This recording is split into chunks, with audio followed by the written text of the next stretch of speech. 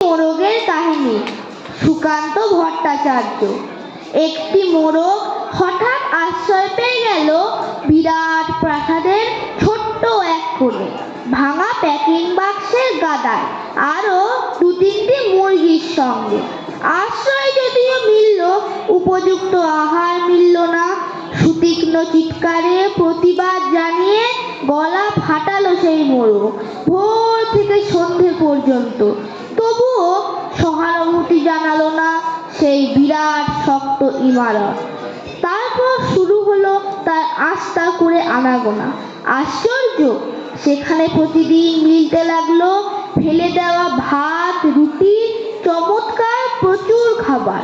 তারপর এক সময় আস্থা করেও এলো অংশীদার, ময়লা, ছেঁড়া, ন্যাকড়া পড়া দু তিনটে মানুষ। কাজেই দুর্বলতর মোরগের খাবার গেল বন্ধ হয়ে।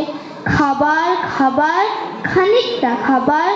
অসহায় মোরগ খাবারের সন্ধানে বারবার চেষ্টা করলো প্রাসাদে ঢুকতে। প্রত্যেকবারই তারা খেলো প্রচণ্ড। ছোট্ট মোরগ ঘাড় উঁচু করে স্বপ্ন দেখে প্রাসাদের ভেতর রাশি রাশি খাবার। তারপর সত্যি সে একদিন ঢুকতে পেল প্রাসাদে। একেবারে সোজা চলে এলো ধপধপে সাদা দামি কাপড়ে ঢাকা খাবার টেবিলে। অবশ্য খাবার খেতে নয়, খাবার হিসেবে। নমস্কার।